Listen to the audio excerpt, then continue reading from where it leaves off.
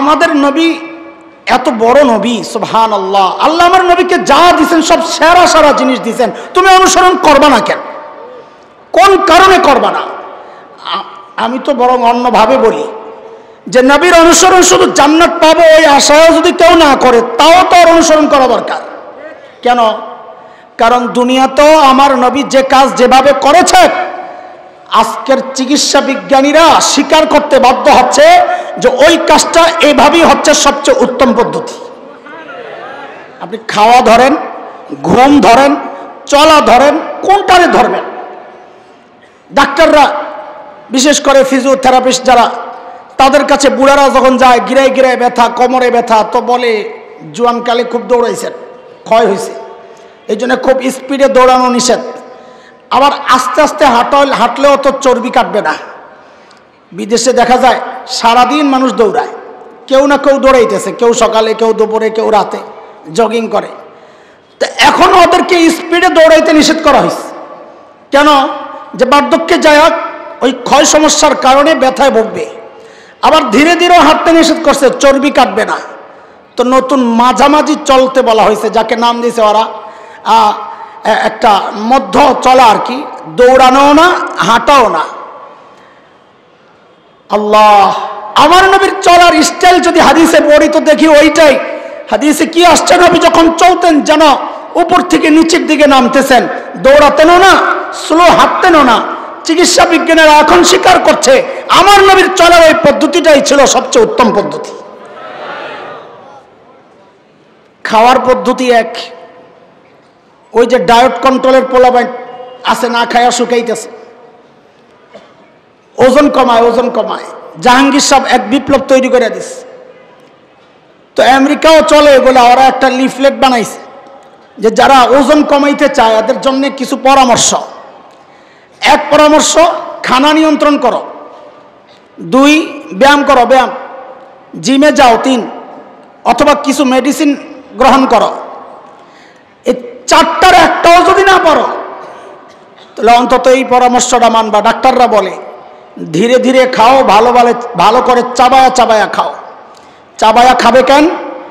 কারণ আমরা আস্তে আস্তে গিলে ফেলি, যে পাকস্থলিতে যায়। ক্রাশ করা, গুঁড়া করা, এটা পাকস্থলীর কাজ না। ক্রাশ ইউনিট তো মুখটা। আল্লাহ বানাইছেন, দাঁত দিয়েছেন কোন জায়গায়? মুখে না পাকস্থলীতে? কথা বলে না। আমি যাব, আমার মূল আলোচনা এটা না, আমি ভূমিকা হিসাবে সাজাইতেছি ঢুকার জন্য। এক জায়গায় ঢুকতেই তো দরজা নক করা লাগবে না, না সালাম দেওয়া লাগবে না? লা তাদখুলু বুয়ুতান গায়রা বুয়ুতিকুম হাত্তা তাস্তানিসু ওয়া তুসাল্লিমু আলা। এই সালাম পর্ব চলতেছে, ঢুইকা লই, এরপরে কথা। পাকস্থলীতে আস্থা পাঠায় দে। পাকস্থলীর কাজ গুঁড়া করা না, ক্রাশ করা না, পাকস্থলীর কাজ হজম করা। বিশেষ করে বিয়ার মজলিসে গেলে নিয়ে যায়নি, আবার তাড়াতাড়ি মুখে দিয়ে এই গালে একটা, আরেক গালে একটা, পানি দিয়ে গিলে লাই পাবে। ঠিক নি কথা? এখন পাকস্থলী বেচারা কি করবে? হজম তো গুঁড়া করা ছাড়া করা যাবে না। তো বেচারা বৈশা বৈশা হজম করে, গুঁড়া করে। যেই না গুঁড়া করে হজম করতে যাবে, দেখে যে পোটলা আরেকটা নামতাস। তো মানুষের হজম হয় না, অস্বাস্থ্যকর হয় এই খাবার। ধীরে ধীরে কেন খাবে? কারণ মানুষের শরীরের চাহিদা মিটছে কিনা এই মেসেজ আসতে 16-17 বা কারো জন্য 18 মিনিট লাগে। পেট থেকে একটা নোটিশ যায়, মুখ থেকে নোটিশ যায় ব্রেনে যে ওর আর দরকার নাই খাওয়ার। আস্তে আস্তে 20 মিনিট সময় অপেক্ষা করতে হয়। আমি তো 10 মিনিটে খানা এই পর্যন্ত নিয়ে আইছি, আমার জন্য নোটিশ আসবো কোন সময়? যখন আসে তখন খালি বেশি খাইয়া লাইছি। ঠিক নি কথা বলেন? আল্লাহ 1400 বছর আগে আমার নবী যেভাবে খেয়েছেন ধীরে ধীরে চাবায়া চাবায়া, আজকে চিকিৎসা বিজ্ঞানী বলছে এটাই হচ্ছে সবচেয়ে উত্তম পদ্ধতি। আজকের চিকিৎসা বিজ্ঞানী বলছে রাতে ঘুমের সময় ব্রাশ করা ছাড়া ঘুমাইতে যাবা না। খাবার জীবাণু, এটা ব্যাকটেরিয়া তৈরি হবে। মুখের মধ্যে ময়লা থাকলে হার্টের সমস্যা হয়। মুখ হচ্ছে ঘরে প্রবেশের দরজা, শরীরে প্রবেশের দরজা হচ্ছে মুখ। দরজায় ময়লা থাকলে যারাই দরজা হয়ে যাবে, ময়লা নিয়ে ভিতরে যাবে কিনা? তো মুখের মধ্যে ময়লা থাকলে সব ময়লা ভেতরে যায়, এটা শরীরের জন্য ক্ষতির কারণ হয়। ডাক্তার বলে যে ব্রাশ না করে ঘুমাইতে যাবা না। আর আম্মা জান আয়েশা রাদিয়াল্লাহু আনহা বলেন আল্লাহর নবী কখনো মিসওয়াক করা ছাড়া ঘুমাইতে যেতেন না। এই জন্য বলি, শুধু জান্নাত পাবো এই আশা যদি কেউ না করে, নিজে সুস্থ থাকার জন্য সুন্নত মানা দরকার। কেন? কারণ এই কাজের জন্য এর চেয়ে উত্তম পদ্ধতি আর হইতেই পারে না। আজকের ওই যে ফিজিওথেরাপিস্টরা বলে ব্যাক পেইন, কোমরে ব্যথা, কাঁধে ব্যথা, বলে শোয়ায় সমস্যা, বলে শোয়া 4 পদ্ধতিতে শোয়া যায়, ডান বাম উপর চিত। বলে চিত হয়ে শোবেন না, ডাক্তাররা বলে, আমার কথা না, চিত হয়ে শোবেন না। কেন? বলে মেরুদণ্ডকে আল্লাহ বানিয়েছেন সোজা হয়ে মানুষের ভাতটাকে গ্রহণ করার জন্য। যখন আপনি চিত হয়ে শোন তো মেরুদণ্ড নিচে যায়, আপনার বড় ভুঁড়িটা যায় আর চাপ দেয় মেরুদণ্ডের মধ্যে, তখন 2 পাশে টান পড়ে, কোমরে আর ঘাড়ে। এই টানটাই হচ্ছে ব্যাক পেইন। চিত হয়ে শোবেন, ব্যাক পেইন হবে। তো কেমনে শোবো? উপর হয়ে শুই। বলে আরো সমস্যা। বলে কেন? বলে নাড়ি বুড়ি পেস খায় মারা যেতে পারে। বলে তাহলে বাম পাশে শুই। বলে আরো সমস্যা। বলে কেন? বলে হার্টবিট কমে যাবে, পাম্পিং কমে যাবে, চাপে পড়ে যাবে। বলে তো শোনো কোনটা? বলে ডান পাশে শুইবা। বলে 1400 বছর আগেই তো নবী শোনায় গেছেন, দেখা গেছেন যে ডান কাঁধে শোয়াই তোমার জন্য স্বাস্থ্যসম্মত। এটা আলোচনার বিষয় না, এটা হইল সালাম কি ঘরে ঢোকার। বর্তমানে এক সময় চলতেছে বাংলাদেশ, কি সেটা স্বাধীনতার পর, তোমাদের ভাষায় আর কি, স্বাধীনতার পর এক বিশৃঙ্খল অবস্থা চলছে সারা দেশে।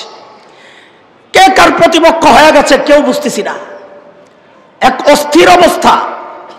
এই অবস্থায় আল্লাহর নবীর সুন্নতকে সামনে রেখে আমাদের করণীয় কি?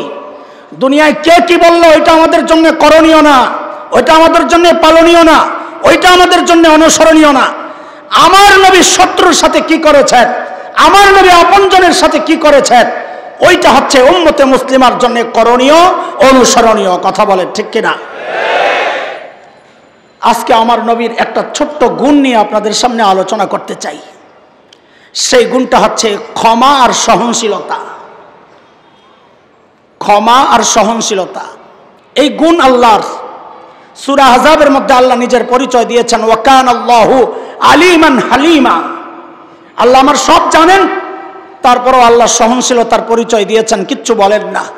জানার সাথে সহনশীলতা মানে কি, সম্পর্ক কি? বলে আমরা কারো ব্যাপারে সব না জানার কারণে তারে ছেড়ে দিই, সব জানলে ছাড়তাম না।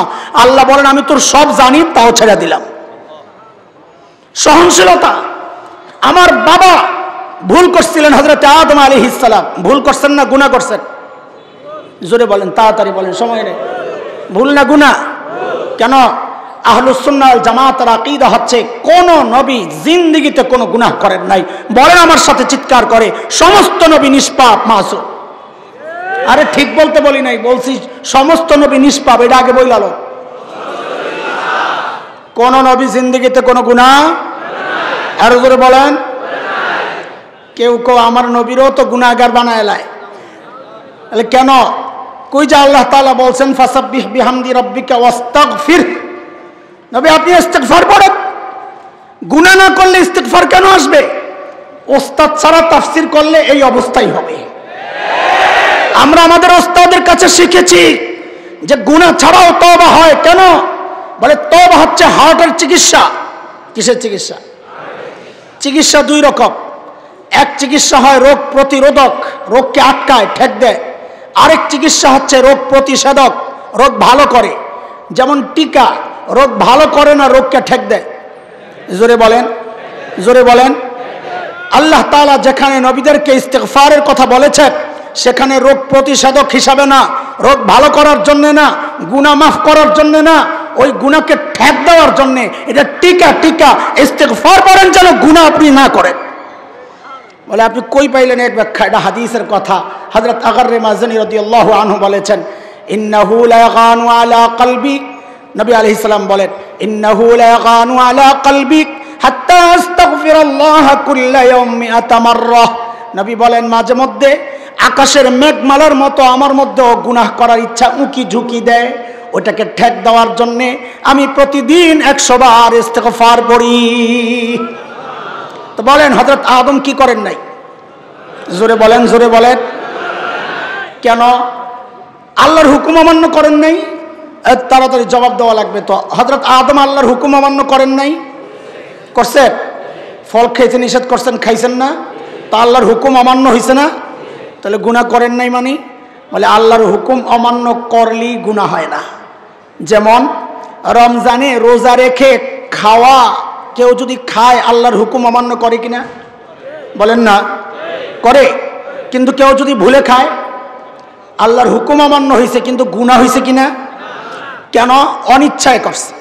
অনিচ্ছায় যদি আল্লাহর হুকুম অমান্য হয় সেটা গুনাহ হয় না, এটাকে ভুল বলে, এটাকে গুনাহ বলে না। হযরত আদম ভুল করেছেন, গুনাহ করেন নাই, তিনি অনিচ্ছাকৃত করেছেন। বলে অনিচ্ছায় করেছেন, আপনি কি আদমের অন্তরের মধ্যে ঢুকছিলেন? বেটা তুই ঢুকছস, আমিও ঢুকি নাই, তুইও ঢুকি নাই, ঢুকস নাই। অন্তরের খবর যে আল্লাহ জানেন, সে আল্লাহ বলছেন ফানাসিয়া আদম ওয়ালাম নাজিদ লাহু আজমা। আদম কাজটা ভুল বশত করেছে, ইচ্ছাকৃত করেছে, আমি এমনটা পাই নাই। কে বলতেছে? তাহলে আমার বাবা কি করেন নাই? জোরে বলেন, কি করেন নাই? গুনাহ করেন? আমার বাবা গুনাহ করেন নাই, তারপরেও আল্লাহ তাআলা কাপড় চোপড় খুইলা ঘর থেকে বের করে দিয়েছেন। খেয়াল করেন, কাপড় খোলে, বলেন কাপড় খোলে, বিশ্বাস হয় না? সূরা আরাফ 26, ইয়া বানি আদম লা ইফতিনান্নাকুমুশ শাইতান কামা আখরাজা আবাওয়াইকুম মিনাল জান্নাহ ينزع عنهما لباسهما ليريهما سوآتهما إنه يراكم هو وقبيله من حيث لا ترونهم إنا جعلنا الشياطين أولياء للذين لا يؤمنون।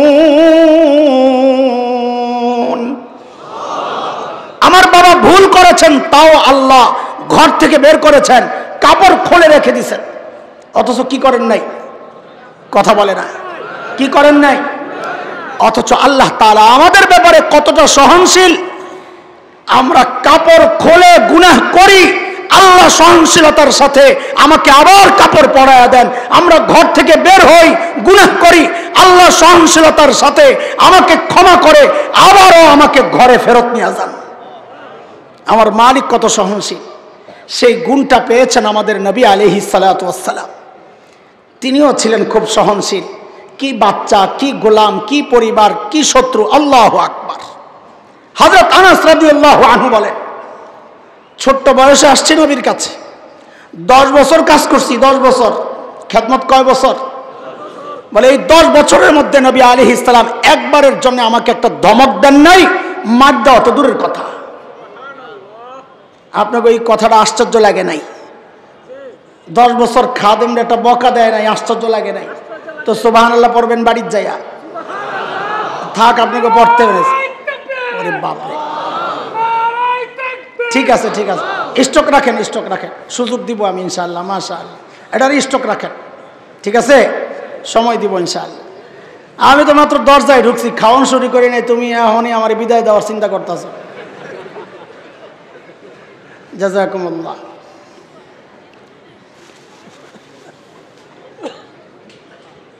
অনেকে বাহিরে আল্লাহওয়ালা, ভিতরে বউ পিটায়, এমন বুজুর্গ আছে না নাই? এমন বুজুর্গ আছে, পাগড়িওয়ালা বুজুর্গও দেখছি বউ পিটায়। অথচ আল্লাহর নবী নিজের প্রিয়দের সাথে আচরণগুলো কেমন ছিল খবর। আম্মা জান তো মাঝে মধ্যে খুব খেপে যেতেন। এই জায়গায় নবী আর উম্মতের হিসাব টানবেন না, এই জায়গায় স্বামী আর স্ত্রীর ব্যাপার। তেমনই একদিন খেপছেন, এর মধ্যে সাইয়েদনা আবু বকর ঢুকছেন।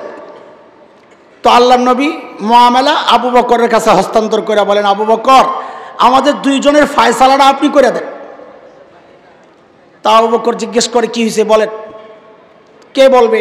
তা আম্মা জান বলে, আপনি বলেন, কিন্তু উল্টাপাল্টা কিছু বলবেন না। কিন্তু দেখছেন নি কারবার। হায় হায়, যে এই কথা বলছে নবী আলাইহিস সালামের সামনে আবু বকর দিয়েছেন এক থাপ্পড়, আমার নবী বলছে উল্টাপাল্টা বলে। এইটা দিয়া যখন আরো কিছু দিবে ভাব নিছেন আবু বকর। নরম তো নরম, নিজেদের মধ্যে নরম, কিন্তু অন্যায় দেখলে আবু বকরের মতো গরম আর কেউ ছিল না। এই মৌলবীর স্বভাব আর কি, মৌলবীর ওই স্বভাব তো পাইছেন আবু বকরের থেকে, বুঝেন না এই কথা? দেখো নরম, সময় মতো ঠিকই গরম, কথা বল। আবু বকর দিয়েছেন এক থাপ্পড়। আম্মা জান তো ডরে, যেই থাপ্পড় খাইছেন ডরে যায় আল্লাহর হাবিবের পিছনে যায় লুকাইছেন। নবী আলাইহিস সালাম বলেন, আবু বকর আপনার মারার দায়িত্ব কে দিছে? আমি তো ফায়সালা করতে বলছি। আবু বকর উল্টা ধমক খায়া চলে গেছেন। এরপরের বিষয়টা হলো আসল কথা। এইবার নবী আম্মা জানরে বলতেছেন, দ্বিতীয় থাপ্পড় খাওয়ার থেকে তো শেষে আমিই বাঁচাইলাম। সুবহানাল্লাহ। আমার নবীর আখলাক এটা শুধু আপনজনের সাথে ছিল না, দুনিয়ার মানুষ সুযোগ পাইলে তো খাওয়া বন্ধ করে দেয়, পেঁচ দেওয়া বন্ধ, গরু দেওয়া বন্ধ, হুমকি আর হুমকি। কথা বলেন। অথচ ইয়ামামার সর্দার সুমামা ইবনে উসাল রাদিয়াল্লাহু আনহু যখন মদিনায় এসে মুসলমান হয়েছেন, ওনাদের এলাকায় গম হইতো, অনেক গম, নিজেরা প্রয়োজন মিটাইয়া আবার এক্সপোর্ট করতেন, বিদেশেও চালান দিতেন। মক্কাওয়ালারা সেই ইয়ামামার গমের উপর নির্ভর ছিল। হযরত সুমামা যাই সিদ্ধান্ত নিয়েছেন, আমি আর গম দেব না। আমার নবীর লগে তোরা ঝগড়া করস, আমার নবীরে বাইর করে দিছস, আমি গম দিব না। মক্কাওয়ালারা গম না পায় তো বড় বিপদে হয়ে গেছে। এখন কেমনে চলবে? এটা তোর পেজ না, না খাইলেও চলবে। এটা তোর বেগুন না যে মিষ্টি কুমড়া দিয়া কামসালায় দেবো বেগুনি বানাইলাম, ঠিক না? এটা তো গম, গম রুটি ছাড়া তো কাম হইব না। মক্কাওয়ালারা জানে নবীর চরিত্র। দেখেন দেখেন দেখেন আদর্শ দেখেন। মক্কাওয়ালারা চিন্তা করছে এই সমাধান একমাত্র মুহাম্মদ সাল্লাল্লাহু আলাইহি সাল্লাম। বলেন না, খবর পাঠাইছেন, লোক পাঠাইছেন অফ যে সুমামার একটু সুপারিশ করে দেন আপনি, আমরা না খাই মারা যাব। এরা কারা? যারা নবীকে বের করছেন তাদের কথা শোনাচ্ছি। আল্লাহর হাবিব শুনে রাগ করছেন, হযরত সুমামাকে বলছেন, সুমামা না না না না, এটা আমাদের কাজ না, কাউকে খাদ্যে কষ্ট দেওয়া এটা আমাদের কাজ না। তুমি গম মক্কায় আগে যেমন সাপ্লাই করতা এখনো করতে থাকো। অথচ দুনিয়ার মানুষ, ওদেরকে কিচ্ছু বলা হয় নাই। প্রোপাগান্ডা, একটা ফ্যাসিস্টকে দ্বিতীয়বার আনার জন্য নানান কৌশলে ওরা আমাদের দেশের উপর চাপতে চায়। কিছু বললেই পেজ বন্ধের হুমকি দেওয়া হয়, কিছু বললেই চিকিৎসা বন্ধের হুমকি দেয়, কিছু বললেই গরু না দেওয়ার হুমকি দেয়। ও মুসলমান, আমরা আমাদের এই সোনার দেশ, পেঁয়াজের জন্য কারো কাছে আমরা মুহতাজ না। আলহামদুলিল্লাহ, মধ্যভোগীদের কারণে আমাদের দেশে এই জিনিসগুলো নষ্ট হয়, পচে, দাম বাড়ে। আল্লাহর কুদরত, এমন এক আজীব জমিন দুনিয়ার কোথাও দেখি নাই। আরে ওদের এত বড় পেজ কাটলেও তো তরকারির মধ্যে রস আসে না। আমরা ছোট্ট একটা কাটলে বউ কান্দে, জামাইও কান্দে, এত ধার। এই কুদরত কার? লাগবো না তোকে পেজ, তোরা খা। লাগবো না তোকে গরু, আমরা গরুর অভাব নাই, খা তোরা। সব গরু বাড়াই দিলে মুত পাবি কই? মুতের জন্য গরু রাইখা দে, লাগবো না তোকে গরু। কিন্তু মুসলমান কি করে দেখ, আমার নবীর কাছে শিখ। সর্বোচ্চ শত্রুকেও খাবারে কষ্ট দিতেন না আমার নবী। তার নাম রাহমাতুল লিল আলামিন মুহাম্মদুর রাসূলুল্লাহ সাল্লাল্লাহু আলাইহি ওয়াসাল্লাম। আজকের এই ভয়ঙ্কর সময়ে আমি বলবো প্রত্যেকটা মানুষকে, বিশেষ করে ওলামাদেরকে, মক্কা বিজয়ের সময়ের নবীর আচরণটা ফলো করা দরকার। আমাদের এক বদ অভ্যাস আছে এই সমাজের কিছু মানুষের, আমি আগে ওইটা বলে নিই।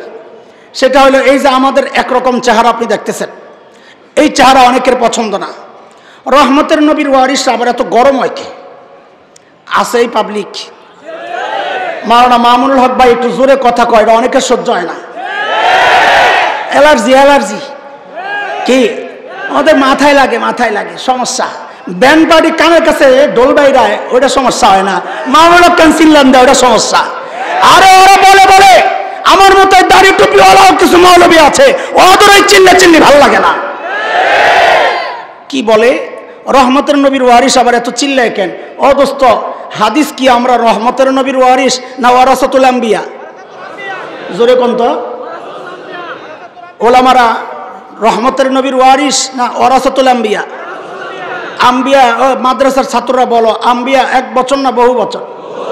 তো আমরা তো উস্তাদদের কাছে পড়ছি, বহু বচনের মধ্যে আলিফ লাম আসলে ইস্তেকরাকের ফায়দা দেয়, সাধারণ মানুষ বুঝবেন না। মানে টোটাল মানে বলেন, মানে তার মানে ওলামারা সমস্ত নবীর ওয়ারিস, কাজে সমস্ত নবীর গুণ তাদের মধ্যে থাকবে। ভাই মাওলানা মামুনুল হককে যখন গ্রেফতার করা হয়, আল্লামা মুজাহিদ মিল্লাত জুনায়েদ বাবনগরী নওয়ারাল্লাহু মারকাদা বদদোয়া করেছিলেন জালেমদের জন্য। আমি দেখেছি আমার মতো মৌলবীও ফেসবুকে পোস্ট দিয়েছে, আলেমের সান্না বদদোয়া দেওয়া। আলম রহমতের নবীর ওয়ারিস, রহমতের নবী ওহদে মার খাইছেন, বদদোয়া দেন নাই। হ্যাঁ, তায়েফে মার খাইছেন, বদদোয়া দেন নাই, হেদায়েতের দোয়া করেছেন। রহমতের নবীর আবার ওয়ারিসরা আবার বদদোয়া কেন দেয়? আমি বলি জবাবে, না না না, তুমি ভুল হাদিসের ভুল ব্যাখ্যা দিচ্ছ। আমরা শুধু রহমতের নবীর ওয়ারিস না, আমরা সমস্ত নবীর ওয়ারিস। সমস্ত নবীর গুণ উম্মতের আলেমদের মধ্যে থাকতে হবে। আমরা নবী নূহের ওয়ারিস। নূহ বদদোয়া দিয়েছেন, আরদি মিনাল কাফিরিনা দাইয়ারা, আল্লাহ কাফের একটাকেও রাখা যাবে না, ওরা ভাইরাস ছড়ায়া অন্যগুলোর ধ্বংস করবে। বদদোয়ার জায়গায় বদদোয়া দিতে হবে। বলে মূর্তি ভাঙবো কেন? বলে কেন ভাঙবো না? আমরা নবী ইব্রাহিমের ওয়ারিস, মূর্তি ভাঙার মহান পুরুষ, প্রয়োজন আমরা মূর্তি ভাঙতে জানি। বলে মারতে চাও কেন? বলে কেন মারবো না? আমরা নবীর মুসার ওয়ারিস, এক ঘুষিতেই জীবন শেষ। বলে ক্ষমতায় যেতে চাও কেন? ক্ষমতায় যেতে চাও কেন? এই জন্য চাই আমরা নবী দাউদ আর সুলাইমানের ওয়ারিস, প্রয়োজনে ক্ষমতায় আমরা যাব। বলে আবার কান্দ কেন উম্মতের জন্য? কারণ আমরা রহমতের নবীর ওয়ারিস। তুমি খালি একটা দেখায় আম করে থামাইতে চাও, ঘটনা কি? হ্যাঁ, আমার কি গুলিস্তানের সালসা বিক্রেতা ডাক্তার পাইছো নাকি? হালুয়া হালুয়া গুলিস্তানে হালুয়া বেছে, গোলদারে দাঁড় করায়। কি কি সমস্যা? মাথা ব্যথা, গিরায় গিরায় ব্যথা, জ্বর, বাত, আমাশা, সর্দি, কাশি, তকত সিহাত জওয়ানি দুবারা হাসিল করে। এটা খালি উর্দুতে কইলাম। কিরে ভাই, এক ফাইল সব রোগের ওষুধ। এখনকার মানুষ চায় আমাদের কাছে আমরা সবাইরে খালি মিঠা মিঠা প্যারাসিটামল খাওয়াই, সিরাপ খাওয়াই। সিরাপ না, উম্মতের আলেমদের কাজ এটা না। তারা বিজ্ঞ ডাক্তার। কাউকে প্যারাসিটামল দিতে হলে প্যারাসিটামল দিবে, কাউকে মিষ্টি ওষুধ লাগলে মিষ্টি ওষুধ দিবে, কাউকে ইঞ্জেকশন পুশ করতে হলে ইঞ্জেকশন দেবে, কাউকে থেরাপি দিতে হলে থেরাপি দিবে, কাউকে অ্যান্টিবায়োটিক দিতে হলে অ্যান্টিবায়োটিক দিবে। আর যদি মনে হয় না এটাকে রাখা যাবে না, তাহলে জিহাদের মাধ্যমে অপারেশন করতে হবে। অপারেশন করতে হবে।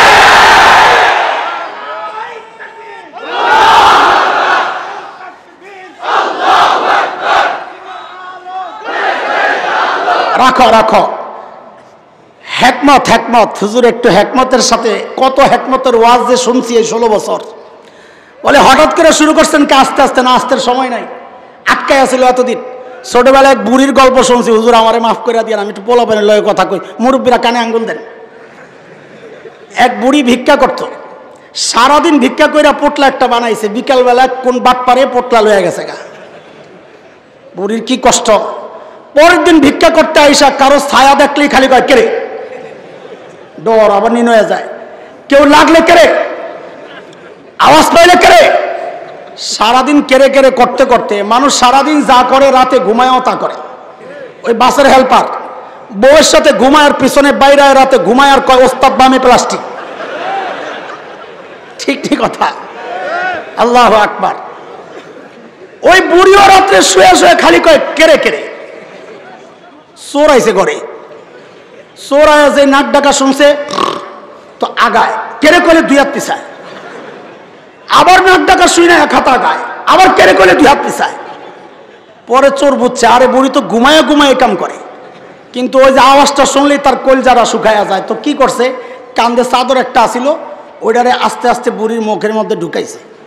তো কেরের আওয়াজ বন্ধ হয়েছে, কিন্তু প্রোডাকশন তো বন্ধ হয় নাই। কেড়ে খালি বাইরেতেছে আর মুখের মধ্যে জমতাস।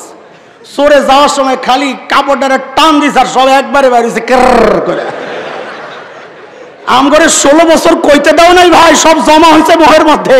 এখন 5ই আগস্ট মোহের পর্দা সরাইছ, তখন সব একবারে বাইরেতেছে। কথা ঠিক? সহ্য না হইলে খোলা আছে সীমান্ত, যাওগা যাওগা। এটা মুসলমানের দেশ, এখানে তাওহীদের কথা হবে, ঈমানের কথা হবে, স্বাধীনতা সার্বভৌমত্ব রক্ষার কথা হবে। কারো ভালো না লাগলে সে গাড়ি গোল করে চলে যেতে পারে, চলে যেতে পারে।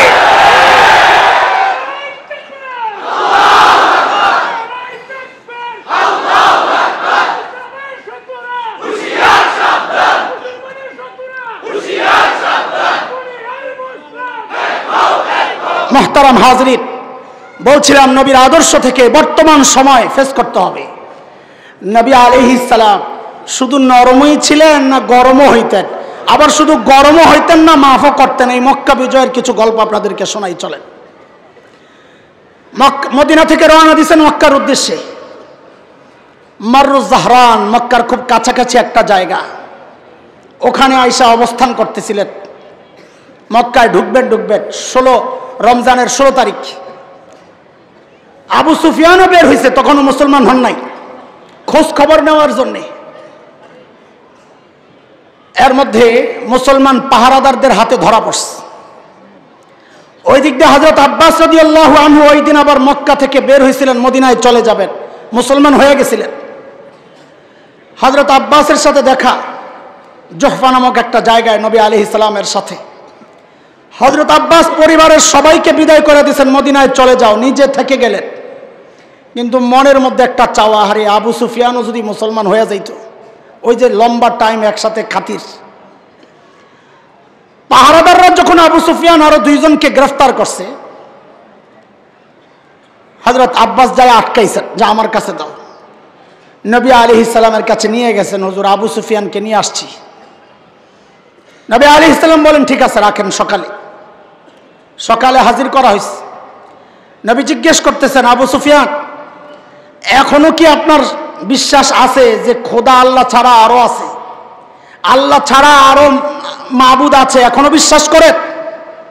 আবু সুফিয়ান বড় বিচক্ষণ কূটনৈতিক জবাব দিয়েছেন। তিনি বলেন যদি থাকতো তাইলে কি আর এত বিপদে পড়ি? তো নবী জিজ্ঞেস করলেন, আমি যে রাসূল এটা কি বিশ্বাস করেন? আবু সুফিয়ান বলে, এই জায়গায় এখনো একটু সন্দেহ আছে। এ মুসলমান, একটু কল্পনা করেন তো, আমার শত্রু আমাকে যদি এটা আমি বলতো যে আপনারে নিয়ে আমার সন্দেহ আছে, সুযোগ পাইলে আমি কি করতাম? আমার নবীর আদর্শ শুনেন। হযরত আব্বাস ডাক দিয়া কয়, এই ধরা খাওয়ার লেগে এখন এইগুলো কইতেছ, তাড়াতাড়ি মুসলমান হ। তা আবু সুফিয়ান রে বুঝাইয়া টুজায় আবার নিয়ে আসছে। আবু সুফিয়ান মুসলমান হয়ে গেছে। হযরতে আবু সুফিয়ান রাদিয়াল্লাহু তাআলা আনহু এখন মক্কায় চলে যাবেন। হযরত আব্বাস বলেন, ইয়া রাসূলুল্লাহ, আবু সুফিয়ান তো একটু নেতাগিরি করছেন সারা জীবন, তো আরে কিছু নেতৃত্ব দিলে একটু খুশি হইতো। তো নবী বলেন, যান, ওকে বলেন মক্কায় যায়া বলতে, মান দাখালা দারা আবি সুফিয়ান ফাহুয়া আমিন। এই মাদবুরি করুক যায়া, যে আমার ঘরে যারা ঢুকবে আমি আনছি নেতৃত্ব, আমার ঘরে যায় ঢুকবে সে নিরাপদ। তো আবু সুফিয়ান বড় চালাক না, চালাক আগে বলতাম ইসলামের আগের, এখন বলবো বিচক্ষণ। কি এখন কি চালাকের মধ্যে একটা সঠতার ভাব আছে। কেউ যখন কারোর সাথে বাটপারি করে তো কি বলে, তুই আমাদের চালাকি করস না? হ্যাঁ, এই জন্য কি বলবো, যেহেতু এখন সাহাবি, এখন আর এমন শব্দ বলবো না যে আল্লাহ নবীর সাহাবির শানে বেমানান হয়। তো বলেন এখন কি বলবো? আবু সুফিয়ান বড় কি ছিলেন? বিচক্ষণ মানুষ ছিলেন। আবু সুফিয়ান চিন্তা করছে, আমার ঘরে কয়জনরে আমি বাঁচামো, আমার এই পুরা কওম মিল্লাতের কি হবে?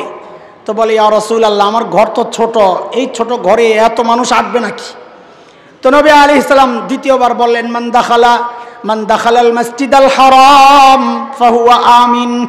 মসজিদ হারামে যে ঢুকবে তাও নিরাপদ, যান যায় বলে দেন। আবু সুফিয়ান বলে, ইয়া রাসূলুল্লাহ, মসজিদে হারামের মধ্যেও কি সবাই আটবো? তো আরো কোনো সুযোগ থাকলে? তো নবী আলাইহিস সালাম বলেন, যান, যায় বলে দেন, মান আগলাকা বাবাহু ফাহুয়া আমিন। যে নিজের ঘরের দরজা বন্ধ করে দিবে সেও নিরাপদ। আবু সুফিয়ান এইবার খুশি, যায়া জানায়া দিছে, নবী সব মাফ করে দিবেন, যার যার ঘরে যায়া নিজেরে সামলাও, মসজিদে যাও, মসজিদে হারামে আমার ঘরে আসো, খবরদার মারামারি করবা না। আবু সুফিয়ানের দায়িত্ব পুরোপুরি আদায় করছেন। নবী আলাইহিস সালাম যখন মসজিদে হারামে ঢুকেন, মক্কায় ঢুকেন, নবী তো বলেছেন সব মাফ, এই 3 শর্তে, মসজিদে হারাম, আবু সুফিয়ানের ঘর, নিজের ঘরের দরজা বন্ধ। কিন্তু আল্লাহ যদি বলেন নবী এদেরকে মাফ করা যাবে না, তাইলে নবীর অধিকার আছে তাকে মাফ করার? আছে। তো আল্লাহ সূরা আহজাবে জানাইছেন, নবী এইভাবে সবাইকে মাফ করা যাবে না, কিছু পান্ডা আছে ওদেরকে ছাড়া যাবে না। বলে এরা কারা? বলে এরা হচ্ছে মালাউন। এরা কারা? হ্যাঁ, ডরেন না, এই মালাউন মানে হিন্দু না। আমরা তো মালাউন মানে মনে করি হিন্দু, না না, কোরআন হিন্দুকে মালাউন বলে নাই। আমার মতো দাড়িওয়ালা টুপিওয়ালা মালাউন হইতে পারে। সূরা আহজাবে দেখেন আল্লাহ মালাউন কাকে বলছেন, ইন্নাল্লাযীনা ইউযুনাল্লাহা ওয়া রাসূলাহু লাআনাহুমুল্লাহু ফিদ দুনিয়া ওয়াল আখিরাহ। আল্লাহ আল্লাহর রাসূলকে যারা কষ্ট দেয় এরা হলো মালাউন। নবী বললেন, আল্লাহ বললেন মালাউনদেরকে ছাড়া যাবে না। কেন? তারা আল্লাহ আল্লাহর রাসূলকে কষ্ট দিয়েছে। বলে ওদের শাস্তি কি? তো আল্লাহ বলেন মালউনিনা আইনামা সুকিফু উখিযু ওয়া কুতিলু তাকতিলা। মালাউন যেখানে পাওয়া যাবে, শব্দটা আর দ্বিতীয়বার বলবো না, কারণ অনেকে ভুল বুঝতে পারে, অনেকে মনে করতে পারে আমি হিন্দুদেরকে বলছি। না না না না, হিন্দুরা ওদেরকে না, আল্লাহ আল্লাহ রসুলের সাথে যারা দুশ্মনী করে আমি তাদের জন্য বলছি কোরআনের কথা। ওদেরকে যেখানেই পাওয়া যাবে আল্লাহ তাআলা বলেন তাদেরকে ধরে সাথে সাথে কল্লা ফালাইয়া দিতে হবে। এই সিদ্ধান্ত হেফাজতে ইসলামের। কয় ঠিক? ঠিক বলতে বলতে বদভ্যাস হয়ে গেছে, জেনে এসে সব ঠিক। এই সিদ্ধান্ত কার? আরো জোরে বলেন কার? এই সিদ্ধান্ত নড়চড় করার অধিকার কারো আছে? নবী আলাইহিস সালাম জানায় দিলেন, জানা সবাইকে মাফ করা যাবে না। গনে গনে 15 জনের নাম ঘোষণা করলেন। কয়জন? শেখ ইবনে তাইমিয়া রাহমাতুল্লাহি আলাইহির বিখ্যাত কিতাব আস-সারিমুল মাসলুল আলা শাতিমির রাসূল, হযরত 15 জনের নাম এনেছেন। আব্দুল্লাহ ইবনে খাতাল, কুরতুনা, কুরাইনা, সাররা, মাকিস ইবনে সুবানা, হুয়াইরিস ইবনে নাকিদ, আব্দুল্লাহ ইবনে জিবারা, আব্দুল্লাহ ইবনে সাদ ইবনে আবি সারাহ, ইকরামা ইবনে আবি জাহল, ওয়াহশি ইবনে হারব, হিন্দা বিনতে উতবা, হুবার ইবনুল আসওয়াদ, কাব ইবনে জুহাইর, হুবায়রা বিনতে আবি ওয়াহাব আল মখজুমি।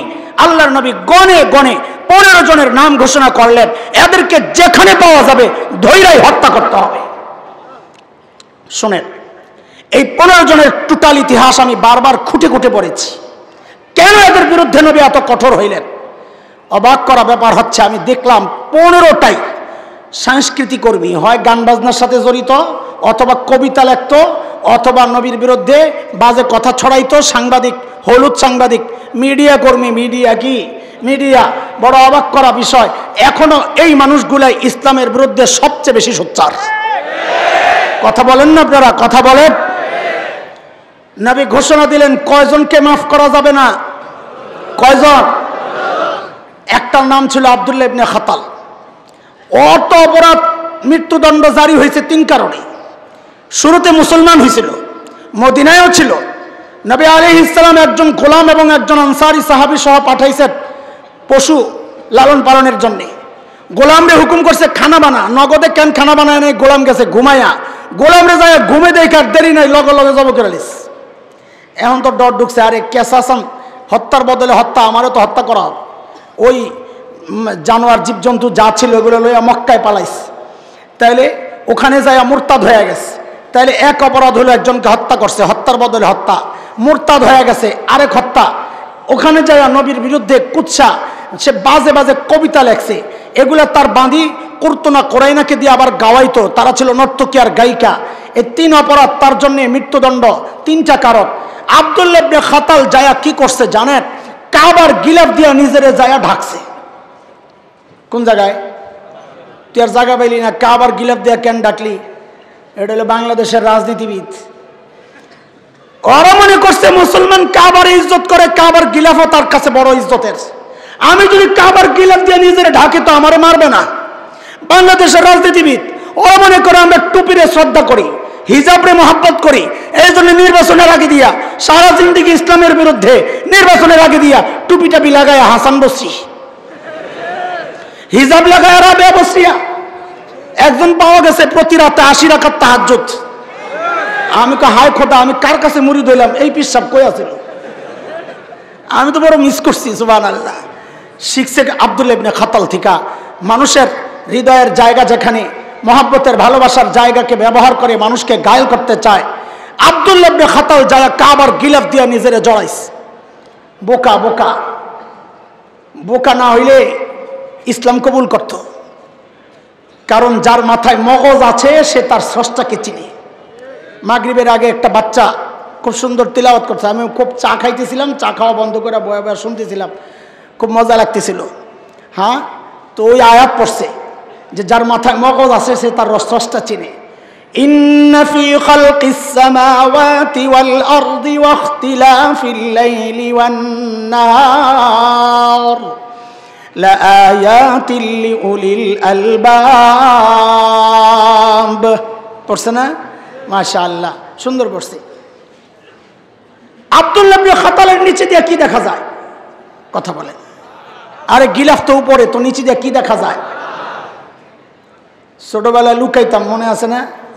আব্বা দৌড়ানি দিলে পাটি বইটা দাঁড় করায় রাখতো, তো ওই পাটি আসতে মাথার উপর দিয়ে দাঁড়ায় থাকতাম। কিন্তু এখন না বুঝি, আরে আব্বা তো দেই খাওয়া ছাড়িয়ে দিছে, কারণ নিচে তো পাও দেখা যাইতো। এখন না বুঝি, তখন তো বুঝি নাই। আব্দুল্লাহ ইবনে খাতালের পাও দেখা যায়। আমার গল্প মনে করছে, এই গল্প যখন পড়ি কিতাবে, তো আমারও ছোটবেলার গল্প মনে পড়ছে। এক নতুন বউ শ্বশুরের সামনে বৈশা বৈশা খায় পিড়ির মধ্যে। পিড়া চিনেন? পিড়া তো পিড়ির মধ্যে বৈশা বৈশা খায়। হঠাৎ বায়ু ছুটছে। হাসস কেন? মনে হয় তোর বাইরে না এটা। আচ্ছা, এটা কোনো হাসির জিনিস? এটাকে হাসা, এটা নিয়ে হাসা গুণা। তো আওয়াজ সহ বাইরিস, শুনতে শ্রুতি কটু, এই জন্য আমি উল্টাইয়া বলি। দপা আইছে, দপা কি আইছে? তোরা উল্টাইয়া উচ্চারণ করিস, আমার শোনার দরকার নাই। তো যখন আওয়াজ সহ দপা আইছে, বউ তো শরমে পড়ে গেছে, নতুন বউ। এখন প্লেটের মধ্যে জোরে জোরে আঙ্গুল দিয়ে খোসা দেয়, আর ক্রুত ক্রুত আওয়াজ হয়। শ্বশুররে বুঝায়, আব্বা আওয়াজ যেটা শুনছেন আগে, ওটা কিন্তু যেটা মনে করছেন ওইটা না, এই যে আঙ্গুলের গুতা। শ্বশুর চিন্তা করছে, এই বউ তো আমার লোকে সারা জিন্দিগি বাটপারি করবো, প্রথম দিন শরমটা ভাঙ্গা দিই, তাহলে আর এই কাম করবো না। তো শ্বশুর আসতে চিকুন কথাটা কইয়া দিছে, বৌমা আওয়াজটা নাইলে ঢাকলা, গন্ধটারে কি করবা? আব্দুল্লাহ ইবনে খাতাল যখন লুকাইছে না, আমার ওই কথা মনে পড়ছে। বেটা গাদার গোষ্ঠী, গাদা কাবার গিলাপ দিয়ে বডি নাইলে ঢাকলেই, কিন্তু পাও কি করবি? পাও তো দেখা যায়। হযরত আলী কাররামাল্লাহু ওয়াজহা দেখছে, পাও দেখা যায়। কিরে, এইভাবে ক্ষমা করার পরেও লুকাইলো কারা? নিশ্চয়ই 15টার একটা নাঙ্গা তলোয়ার নিয়ে দিছেন দৌড়। আরো 2 সাহাবী দেখছেন আলীকে, আসামি দেখে নাই, আলী দৌড় দিছে এটা দেখছেন। ওই সাহাবী কোনো কিছু না বুঝাই সাথে দৌড় দিছে। কেন? যে আলী খামাখা দৌড় দেয় নাই, কাস্টমার একটা পাইছে, সাথে দিছে দৌড়।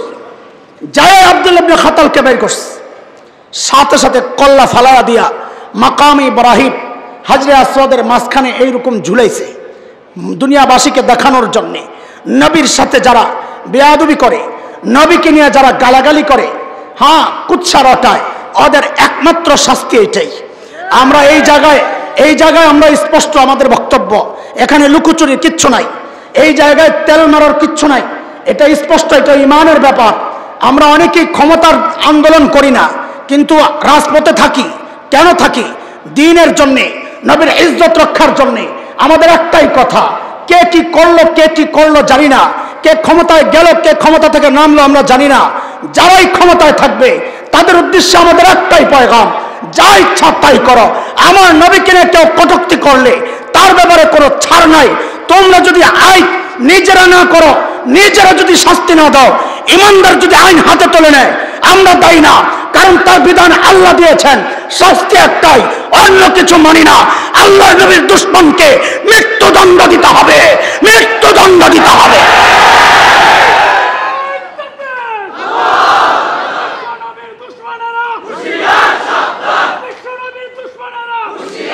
মুহতারাম হাজরিন, বলেন রহমতের নবীর কাছে আব্দুল্লাহ ইবনে খাতাল ছাড় পাইছে না শেষ হয়েছে? হ্যাঁ, তার মানে রহমতের নবীও কঠোর হয়েছেন।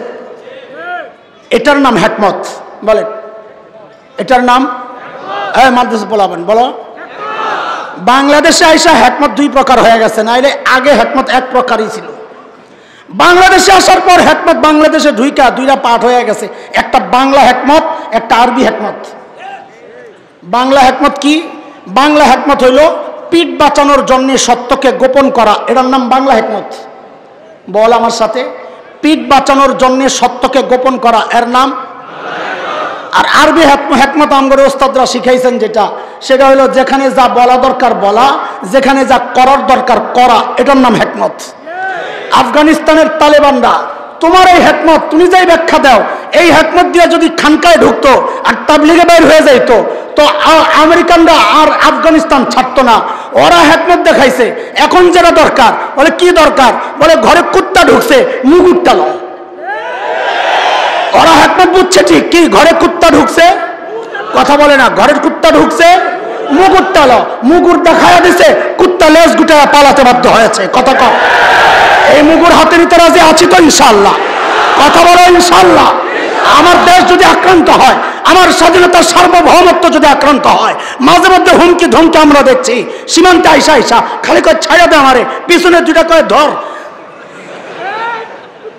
কি কয়? আমাদের চরিত্র কিন্তু এটা না, মনে রাখিস। আমাদের চরিত্র হচ্ছে মুহাম্মদুর রাসূলুল্লাহর চরিত্র।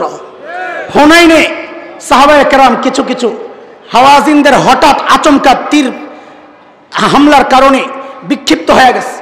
নবী হযরত হারিস ইবনে হযরত সুফিয়ান ইবনে হারিস, নবী আলাইহিস সালামের চাচাতো ভাই, নবীর খচ্চরের লাগাম ধরে রাখছেন।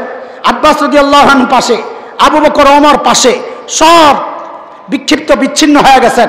আল্লাহ নবী দাঁড়ায় গেছেন, দাঁড়ায় বলছেন আমি পালাবো না, আনান নবিয়্যুল লা কাযিব, আনা ইবনু আব্দুল মুত্তালিব, আমি আব্দুল মুত্তালিবের সন্তান। আব্দুল মুত্তালিবের সন্তানরা পালাতে শিখে নাই, আমি এটা বংশীয় পরিচয়, আমি নবী, আমি মিথ্যা নবী না। নবীরা পালাতে শিখে নাই, নবীরা পালাতে জানে না। আমরাও বলি যে নাহনু উম্মাতুন নবিয়্যি লা কাযিব, নাহনু উম্মাতু নবিয়্যি ইবনুল মুত্তালিব, আমরা ইবনুল আব্দুল মুত্তালিবের সন্তান, নবী মুহাম্মদুর রাসূলুল্লাহর উম্মত, আমরা সত্য নবীর উম্মত। আমরা পালাতে জানি না, পালাতে শিখি নাই। ওই হুমকি ধমকি দিয়ে আমাদেরকে লাভ নাই। আরে আমাদেরকে হুমকি দাও, ছোটবেলা থেকেই যে জিহাদি চেতনা অন্তরে লালন করছি, সুযোগ পাচ্ছি না। একবার আইসা দয়া করে সেই সুযোগটা কইরা দেনালে বাপ, দুইটা দেখ আমাদের চরিত্র, তখন দেখবি। আমাদের ইতিহাসটা পড়ে আসিস, ওলামায়ে দেওবন্দের রক্ত এই জমিন যেদিন স্পর্শ করেছিল, ব্রিটিশ লাল কুত্তারা পালাতে বাধ্য হয়েছিল। ওলামায়ে দেওবন্দের রক্ত যখন আফগানিস্তানের জমিন স্পর্শ করেছিল, রাশিয়ার শেখ বল্লুকেরা পালাতে বাধ্য হয়েছিল। সাম্প্রতিক কালে তালেবানের শরীর হয়ে ওলামায়ে দেওবন্দের রক্ত যখন আফগানের জমিন স্পর্শ করেছে, আমেরিকা, নেটো, লাল কুত্তারা পালাতে বাধ্য হয়েছে। মনে রাখিস, খোদার কসম, আমার ভাই সাইফুলের রক্ত যেহেতু চট্টগ্রামের জমিন স্পর্শ করেছে, আমরা অপেক্ষা আছি। আস ওয়াই ওয়েলকাম, আল্লাহর কসম একটা তো পালাতে দেওয়া হবে না, পালাতে দেওয়া।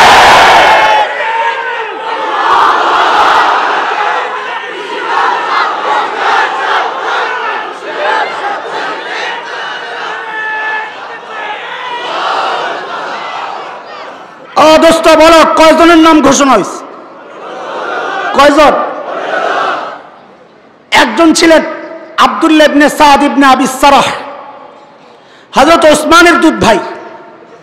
হযরত ওসমান কি জানতেন সাহাবী? বলে, আমি তো বলি, নিজে বিয়ে করার ক্ষেত্রে মানুষ যতটা তালাশ তালাশ করে, নিজের মেয়েকে বিয়ে দেওয়ার ক্ষেত্রে তার চেয়ে বেশি তালাশ করে, ঠিক কিনা? আল্লাহর নবী নিজের দুইজন মেয়েকে যার হাতে তুলে দিয়েছেন, তার উপর নবীর ভরসা আস্থা কতটা? হ্যাঁ, 100 সবাস। সেই ওসমানের দুধ ভাই, রহমতের নবীর চরিত্র শোনাচ্ছি দোস্ত, শোনো, দেখো। হযরত ওসমান নিয়ে আসছেন আব্দুল্লাহ ইবনে সাদ ইবনে আবি সারাহকে। ইয়া রাসূলুল্লাহ, আমার দুধ ভাই, আমি নিরাপত্তা চাই। আল্লাহর নবী মুখটা ফিরিয়ে নিছেন। কে মুখ ফিরিয়ে নিছেন? রহমতের নবী। বলেন, এটা বললেই খোসারা জায়গা মতো হয়। আমগরে রহমতের নবীর ওয়ারিশ করে তো থামাইতে চায়, এই জন্য এই জায়গায় কি বলবা? আল্লাহর নবী মুখ ফিরিয়ে নিছেন। বলো ঠিক করে, কে মুখ ফিরিয়ে নিছেন?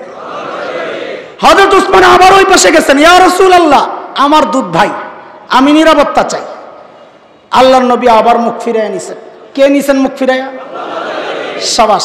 হযরত ওসমান আবার ওই পাশে গেছেন। ইয়া রাসূলুল্লাহ, আমার দুধ ভাই, আমি নিরাপত্তা চাই। আল্লাহ রসুল এই যে উদারতা, বললেন যা, মাফ করে দিলাম, যা, নিরাপত্তা দিয়ে দিলাম। দিয়েই বলতেছেন, এই আমি যে কালক্ষেপণ করতেছিলাম এদিক ওদিক তাকায়া, এই সুযোগটা নিয়ে তোর কল্লাটা ভালাইলি না কেন? হায় হায় রে, সাহাবীদের এখন কেমন লাগে, বোয়াল মাছটা ছুটে গেল। কারণ কি ক্ষোভ, পুরা মক্কাবাসীর উপর ছিল ক্ষোভটা, ধরেন 1 টন, ক্ষোভের পরিমাণ কত? কাদের উপর? পুরা মক্কাবাসী। নবী সবাইরে ছাইড়ে দিলেন মাত্র 15টা, এখন 1 টন তো 15টার উপরে। একটারে পাইলে কি অবস্থা, জিদ। দেখেন না আপনারা, খোঁজেন পান না, বর্ডারে 2-4টারে পাইলে পোলাবেন পিডাইয়া সাপের মতো কলা পাতায় শোয়া রাখে। খালি কলা পাতায় শোয়া রাখেনি, জিদ মিটারের জন্য জাগা মতো লাথি। আমি বলি তুই লাথি মারছস, পিছি দিয়েই মারছি। মারছে কোন দিক দিয়া? কাম শেষ।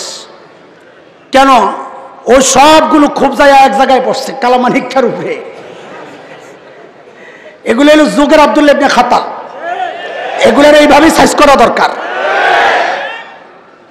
ও খেয়াল করেন, আদর্শ, আমার নবীর আদর্শ দেখো। সাহাবীরা বললেন, ইয়া রাসূলুল্লাহ, আরে আপনি একটু চোখের ইশারায় বলে দিতেন ওরে সাইজ কর।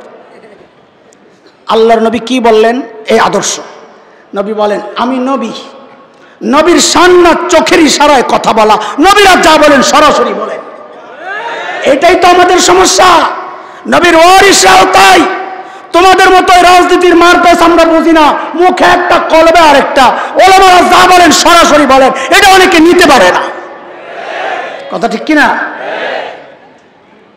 এই 15টার মধ্যে একটা ছিল হযরত ইকরামা। ইকরামার উপর রাগটা কেমন হওয়া দরকার একটু শুনেন। এই লম্বা সময় ইকরামা কি জ্বালানটা জ্বালাইছে, সুবহানাল্লাহ। ওহদের যুদ্ধে আমরা শুধু সবাই জানি হযরত খালিদ ইবনে ওয়ালিদের চৌকস নেতৃত্বের কারণে মুসলমান পরাজিত হয়েছে, কিন্তু এটা অনেকেই আমরা এড়ায়া যাই। খালিদ তো পিছন থেকে ধাওয়া করছে, সামনে থেকে আসলো কে? ওহদের কাফেরদের যে 5টা ডিভিশন ছিল, প্রত্যেকটা বড় দলের কয়টা ডিভিশন থাকে? আমাদের পোলাবেন কথা কয় না, কয়টা? 5টা। মাইমানা, মাইসারা, মুকদ্দমা, সাক্কা, কলব। ডান ডিভিশন, বাম ডিভিশন, সম্মুখ ভাগ, পেছন ভাগ, আর মাঝখানের নেতৃত্ব। মাইমানার দায়িত্ব, মানে ডান ডিভিশনের দায়িত্বে ছিলেন খালিদ ইবনে ওয়ালিদ। মাইসারা, বাম ডিভিশনের দায়িত্বে ছিলেন এই হযরত ইকরামা ইবনে আবি জাহেল। খালিদ ইবনে ওয়ালিদ সুযোগ পায়া ওদের পেছন থেকে যখন হামলা করছে, সামনে থেকে আবার ওই হামলার সামনে থেকে আবার সাপোর্ট দিছে ইকরামা ইবনে আবি জাহেলের নেতৃত্বে দলটা। 2 দিক থেকে চাপা মুসলমান। তাহলে ওদের যুদ্ধে পরাজিত হওয়ার বড় একটা কারণ হযরত ইকরামা।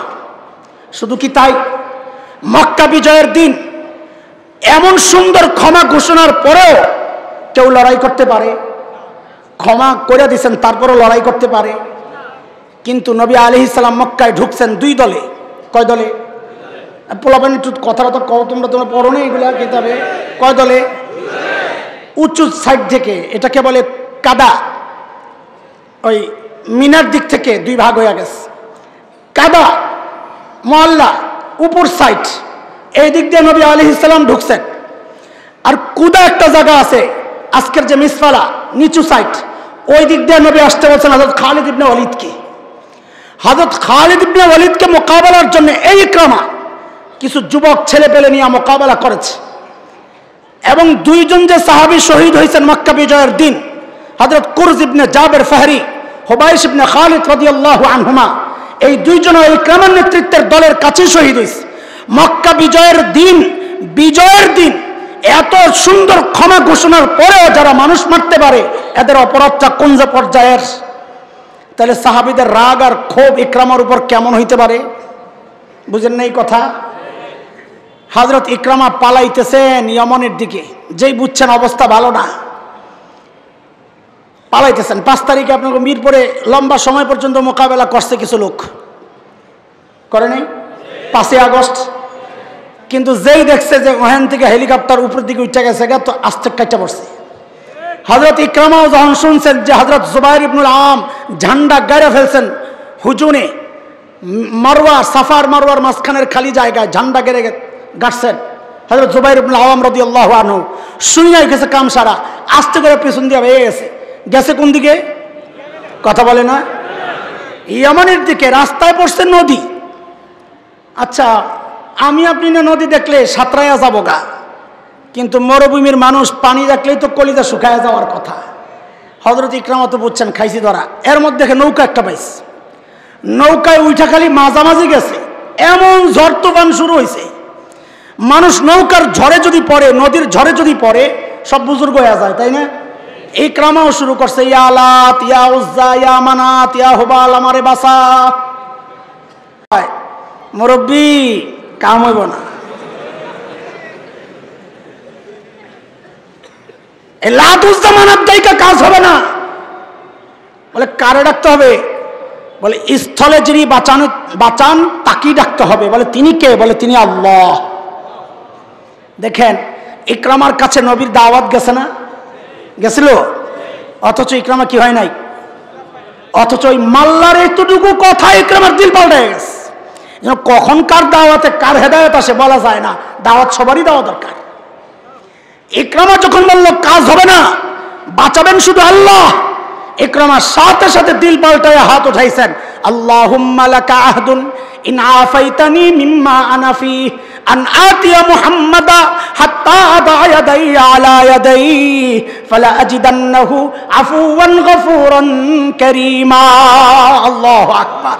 আল্লাহ, যেই বিপদে আমি পড়েছি আমাকে যদি বাঁচাও দেন, আমি এখান থেকে সরাসরি মুহাম্মদুর রাসূলুল্লাহর কাছে চলে যাব, তার হাতে হাত রেখে আমি মুসলমান হয়ে যাব। কয় যাবি যে তোর বিরুদ্ধে না মৃত্যুদণ্ড জারি হয়েছে? হযরত ইকরামা নিজেই নিজের জবাব দিচ্ছেন, না না আমি মুহাম্মদকে চিনি, ফালা আজিদান্নাহু আফুওয়ান গফুরান কারীমা। আমার বিশ্বাস তিনি আমার সাথে অসদাচরণ করবেন না, আমার বিশ্বাস তিনি আমারে ক্ষমা করে দিবেন। আমার নবীর উদারতা সম্পর্কে কাফেরও জানতো। এই চিন্তা কইরা খালি পারে আসবে, এর মধ্যেই হযরত ইকরামার বিবি উম্মে হাকিম বিনতে হারিস ইবনে হিশাম নবীর কাছ থেকে স্বামীর জন্য নিরাপত্তা চায়া ছুটছেন পিছনে। ইতিমধ্যে নিরাপত্তা নিয়ে দিছে। নবী কাছে যা, আমি ইকরামারে মাফ করে দিলাম, ওরে নিয়ে আয়। চিন্তা করা যায়, উদারতা শিখাইতেছি। কি করছেন নবী? ইকরামারেও কি করছেন? মাফ করে দিছেন, যা ওরে নিয়ে আয়। উম্মে হাকিম যা ডাকতেছেন, ইয়াবনাম, ও স্বাস্থ্য ভাই। জামাইরে কি বলে? জামাই স্বাস্থ্য ভাই, পোলা ভাই, মাঝাজে মাহাল পড়ছো না আগের হিস্টোরি? আচ্ছা শোনো, আমার আপন বোনকে বিয়ে দিছি আপন চাস্তো ভাইয়ের সাথে, নাম হইল আব্দুল মান্নান। তো আমরা দুলাভাই ডাকি নাই কোনো সময়, সবসময় মান্নান ভাই বলছি, একই তো। সমস্যা হইলো আমার বোনও মাঝে মাঝে মান্নান ভাই ডাকে। ওই ইকরামের বউ এই কামটাই করছে, ইয়াবনাম, বুঝছো নি এবার? ইয়াবনাম, ও চাস্তো ভাই, ইন্নী ক্বাদ জিতু মিন ইনদি আবাররিন নাস ওয়া আওসালিন নাস ওয়া খায়রিন নাস ক্বাদ ইস্তামানতু লাকা রাসূলুল্লাহি সাল্লাল্লাহু আলাইহি ওয়াসাল্লাম ফালা তুহলিক নাফসাক। ও স্বাস্থ্য ভাই, আমি এমন একজন মানুষের কাছ থেকে আসছি যিনি আবাররুন নাস, মানুষের মধ্যে সবচেয়ে উত্তম আখলাক আর চরিত্রের, আওসালিন নাস, আত্মীয়তার সম্পর্ককে মূল্য দেওয়ার ক্ষেত্রে সবচেয়ে দায়িত্বশীল ব্যক্তি, ও খায়রিন নাস, সবচেয়ে উন্নত চরিত্রের ভালো মানুষ। আমি তার কাছ থেকে কদিস্তামানতু লাক, তোমার জন্য নিরাপত্তা চাই আসছি, ফালা তুহলিক নাফসাক। ভাইরে, তুমি নিজেকে ধ্বংসের মুখে ঠেলে দিও না, চলে আস। ইকরামা তো এমনি নিয়ত করছিল, বউর কথা শুই না আরেকটু মজবুত হয়েছে, পারে আইসাই বউর সাথে কথাবার্তা কয়া মুসলমান হয়েছে। বউর হাতে মুরিদ হয়েছে। কার কাছে? বিশ্বাবে বউর কাছে মুরিদ হয়েছে। কার কাছে? মাশাআল্লাহ। তুমি ওই না বিপদে বরবা শেষে। আল্লাহ, ইকরামা আসতেছেন, খেয়াল করেন, আমার নবীর উদারতা শোনাইতেছি। ইকরামা আসতেছেন মুমিন হইয়া। দূর থেকে একজন সাহাবী দেখছেন ইকরামা আসতেছে, সবাই জানে ইকরামারে মাফ করা হয়েছে। খালি যায় নবীকে বলছেন, ইয়া রাসূলুল্লাহ, ইকরামা আসতেছে। আল্লাহর হাবিব ঘর থেকে, মানে যেখানে ছিলেন তাঁবুর ভেতরে, লাফ দিয়া বের হয়েছেন। লাফ দিয়া আমরা হইলে কি করতাম? আসুক, যায় মাফ করছি, যা দেয়।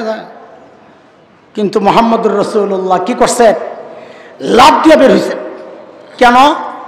নবীর টেনশন, আহারে আমি তো ইকরামাকে ছেড়ে দিছি, আমার সাহাবীদের কষ্ট তো রয়ে গেছে, ওই কষ্টের ঝাল মিটানোর জন্যে ওরা যদি আবার ইকরামার সামনে ওর বাবা আবু জেহেলরে গালাগালি করে, তো আমার ইকরামা কষ্ট পাবে। আল্লাহর হাবিব বের হয়ে এই সাহাবীদেরকে বললেন, এই ইয়াতিকুম ইকরামা মুমিনা ফালা তাসুব্বু আবাহু ফাইন্না সাব্বাল মাইয়িত ইউজিল হাই। এই ইকরামা আসতেছে মুসলমান হইয়া, খবরদার তোমরা কিন্তু তার বাবা আবু জাহেলকে গালি দিও না, গালি দিও না। কেন? জীবিত ব্যক্তি কষ্ট পায় তার মৃত আপনজনকে গালি দিলে। আমার নবীর আদর্শ। কয়টা শোনাবো? 15টার হিস্টোরি বলতে গেলে তো রাত শেষ হয়ে যাবে। আর 2টা বলি, সময় আমি খালি ঘড়ি দেখতেছি। সফওয়ান ইবনে উমাইয়া নাম শুনছেন? আচ্ছা শোনেন নাই? উমাইয়া ইবনে খালফের নাম তো শুনছেন? শীর্ষ পান্ডাদের একজন। আবু লাহাব, আবু জাহেল, উতবা, সাইবা, উমাইয়া ইবনে খালফ শীর্ষ পান্ডাদের একজন। যুবকদের মধ্যে ছিল সফওয়ান ইবনে উমাইয়া আর ইকরামা ইবনে আবি জাহেল, আরো 2-4 জন। সফওয়ান ইবনে উমাইয়া ছিল পেশায় অস্ত্র ব্যবসায়ী। কি করতো ভাই? টাইম কি ঠিক আছে? 9:30 না আরো আগে? ঠিক আছে তো? ঠিক আছে না, আমি ভাবলাম ওই যে এরে একজন এসে কানে কানে কি বলছে, তো আমি ভাবলাম যে বলছে কিনা যে বয়ান ভাল লাগতেছে না, শেষ করতে কো গেলাম। না না, ফ্যান লাগবো না। এই ফ্যান আমার ঘাম দিকে ধোকায় পড়েন না। আর আমার জন্য এই ফ্যান হলো কওমি মাদ্রাসার স্বীকৃতি। দেখতে দেখা যায় আরাম, ভিতরে শেষ। বুঝেন নাই? না বুঝলে বালা, আমার ভিতরে কষ্ট ভিতরেই থাক। ওই ফ্যান আমাদের জন্য খারাপ খারাপ। এই বাতাস দিলে এই ঘামটা ভিতরে গেলে আমি শেষ, আর কথা কওয়া যাবে না। আমি এমনি তো গলা ভাঙ্গা পাবলিক, ফাটা বাস দিয়ে কাম চালাইতেছি। এই ঠান্ডা লেগে গেলে শেষ চুরচুরা বাস হয়ে যাবার কাম হইব না। ইকরামা সফওয়ান ইবনে উমাইয়া একটা গরিব মানুষ ঠিক করছে ভাড়া, নাম হচ্ছে উমাইর ইবনে ওয়াহাব। কি নাম? তাকে একটা তলোয়ার দিছে, তলোয়ারের মধ্যে বিষ মাখায়া, যে তুই মদিনায় যা, সুযোগ পাইলে মোহাম্মদের খালি একটা গুতা লাগাই দিলে বিষ যায় মেরে যাবো গা। উমাইর ইবনে ওয়াহাব গেছেন মদিনায়। চোর তো খালি এমন এমন করে যে এক সাহাবী দেখে সন্দেহ লাগছে, কিরে এমন এমন করে কে? ধরছে, ধইরা রিমান্ডে নিছে। রিমান্ড মানে বাংলাদেশের রিমান্ড না, হ্যাঁ বাংলাদেশের রিমান্ড। চৌকস কিনা দেখার জন্য পরীক্ষামূলক পাঠাইছে জঙ্গলে। একটা শিয়াল ধরে লইয়া দেই, তোরে চাকরি দেওয়া যাইব কিনা। কতক্ষণ পরে কুত্তা একটা ধরে লইস, তোরে কইছি শিয়াল আনতে, কুত্তা আনলি কেন? স্যার 10 মিনিট সময় দেন, রিমান্ডে নিলে ও নিজে করবো আমি কুত্তা। বাংলাদেশের রিমান্ড না, জিজ্ঞাসাবাদ। কথা বুঝেন নাই না? না বুঝলে বালা। অনেক কথা আকার ইঙ্গিতে জায়গা, যার উপরি দেওয়া যায় যাইব, যার ভিত্তি দেওয়া যায় যাইব। আমারটা আমি কয়ে গেলাম গা। রিমান্ডে নিছে কি জন্য আসছস বল? তো বলে আমারে সফওয়ান ইবনে উমাইয়া পাঠাইছে নবীকে হত্যা করার জন্য। আচ্ছা আপনি বলেন তো, এই লোক পাইলে আপনি কি করতেন? আমি তো সাইজ করে নিতাম। জাগা শেষ। আল্লাহ নবীর কাছে কয় আমারে মাফ করে দেন। নবী কয় যা, মাফ করে দিলাম, তুই জাগা। সুবহানাল্লাহ কইবেন না? আমার নবীর উদারতা। মাফ চাইছে তো, মাফ চাইছে তো। আব্দুল্লাহ ইবনে খাতাল মাফ চায় নাই তো? কথা বলে না। মাফ চায় নাই তো?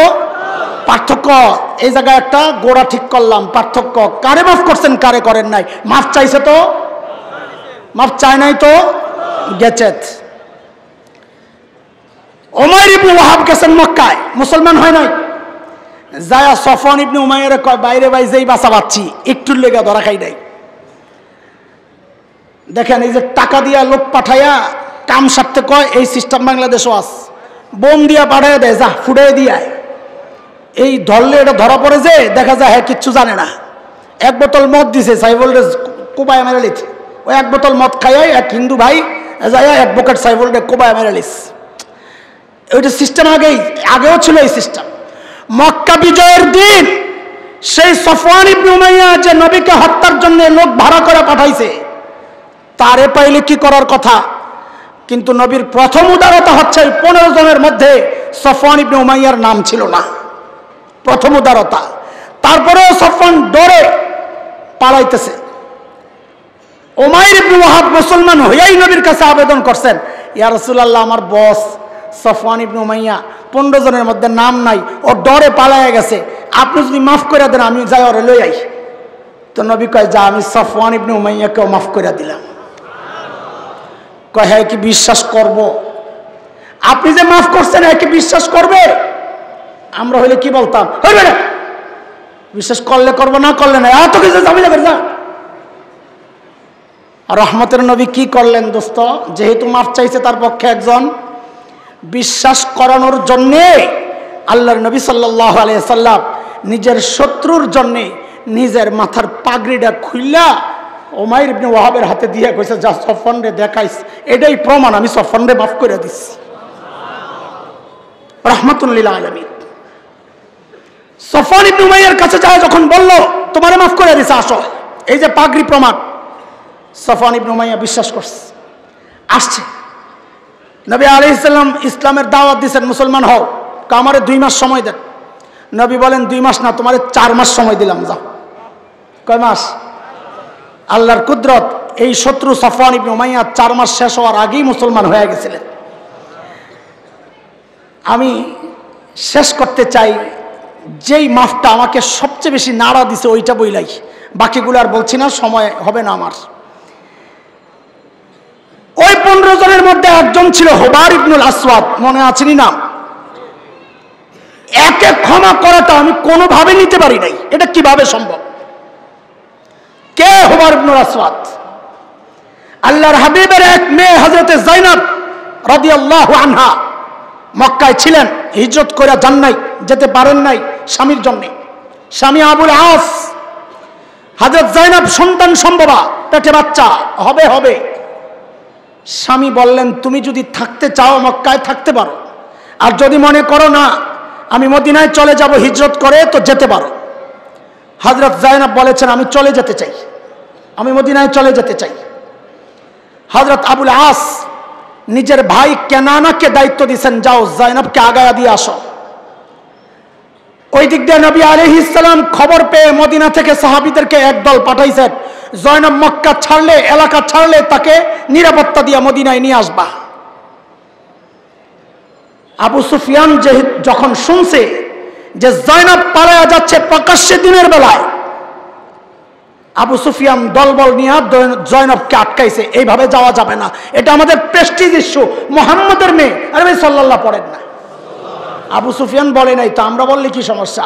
মুহাম্মদের মেয়ে, আমার শত্রুর মেয়ে, প্রকাশ্যে দিনের বেলা এইভাবে পালায় আমাদের নাকের সামনে দিয়ে চলে যাবে, এটা হইতে পারে না। আটকায়া দিছে, যাইতে পারবা না। কিন্তু আবু সুফিয়ান তো আটকানো পর্যন্তই শেষ। হুবার ইবনুল আসওয়াদ কি করছে? যায়া নিজের তরবারি দিয়া ওই হযরত যায়েনবের উটের মধ্যে, পায়ের মধ্যে কোপ মারছে। উট যখন কাত হয়েছে, হযরত যায়েনব উটের উপর, উট তো অনেক উঁচা, উটের উপর থেকে একদম পইরা, পাথরের মধ্যে পইরা, মাথা তো ফাটছে, বাচ্চাটাও পড়ে গেছে, রক্ত। আবু সুফিয়ান ভয় পেয়ে গেছে, এর পরিণাম ভালো হবে না। মেয়ে তো যতই হোক, মেয়েদের গায়ে হাত তোলা ওই সময়ও রেওয়াজ ছিল না। এটা তো বাংলাদেশ না যে মেয়ে বুঝি না, পুরুষ বুঝি না, বুড়া বুঝি না, বাচ্চা বুঝি না, পাইলে গুলি কর। এটা তো বাংলাদেশ না। ওই জাহেলরাও আমাদের চেয়ে ভালো ছিল, ওই বর্বররাও এদেশের মানুষের চেয়ে ভালো ছিল। আমি হিস্ট্রি পড়ি আর মিলাই যে ওই যুগের বর্বররা নিজের দেশের কোটি কোটি ডলার বিদেশে পাচার করে নাই। এই দেশের বর্বররা, সিপিডির রিপোর্ট, হেফাজত ইসলামের এটা রিপোর্ট না, যে প্রতি বছর 1,80,000 কোটি টাকা বিদেশে পাচার করছে। সময়ের বর্বররা ওই বর্বরদের চেয়েও খারাপ ছিল। আবু সুফিয়ান স্বামী আবুল আসকে বললেন, তুমি একটা কাজ করো, তাকে এখানে মক্কায় রাখা ঠিক হবে না, তাকে রাতের আধারে আস্তে করে মদিনায় বিদায় করো, রাখা যাবে না। হযরত যায়েনবকে রাতের আধারে মদিনার দিকে রওনা করা হয়েছে। মক্কা থেকে মদিনায় যাইতে আসতে 7-8 দিনের বেশি লাগে না, এমনই 7-8 দিনের বেশি লাগে না। নবী আলাইহিস সালাম মদিনা থেকে মক্কা বিজয়ের দিন 10 তারিখ বের হয়েছেন, 16 তারিখেই মাররু জহরানে পৌঁছে গেছেন, 6 দিনে। 7ম দিনেই তো মক্কায় ঢুকে গেছেন সকালবেলা, তার মানে 6 দিন লাগছে। তো হযরত যায়েনব মক্কা থেকে মদিনায় যাইতে লাগছে 15 দিন। কয়দিন? কেন? দ্রুত চলতে পারে না, অসুস্থ, শরীর দুর্বল, রক্ত ঝরতেছে। আল্লাহ, হযরত যায়েনব যখন মদিনায় ঢুকেন, আল্লাহর হাবিব, মেয়ে তো, আরে মেয়ে তো, আল্লাহর হাবিব হযরত জয়নবকে দেখে কান্না শুরু করছে, চোখ দিয়ে ঝরঝর করে পানি পড়তেছে। নবী বললেন, ইসলামের জন্য আমার জয়নবের চেয়ে কষ্ট বেশি করলো না কেউ। আচ্ছা বলেন তো, এমন পাপীরে আপনি কি করতেন, আমি কি করতাম? আমি তো বলি, আমি তো ছাড়তাম না, যত মাছ শেষ যাইতো। কিন্তু আমার নবী যখন মক্কা বিজয়ের দিন মক্কায় হুবার ইবনুল আসওয়াদের নামও ঘোষণা হয়েছে 15 জনের একজন, সে জেদ্দার দিকে পালাইছিল। জেদ্দা তখন আরবের সবচেয়ে কাছের সীমান্ত এলাকা। জেদ্দা পার হইলে, লোহিত সাগর পার হইলেই আফ্রিকা, সোজা হচ্ছে ইথিওপিয়া, ইরিত্রিয়া, যেটা হাবশা। হুবার চিন্তা করছে ওদিকে পালাবে।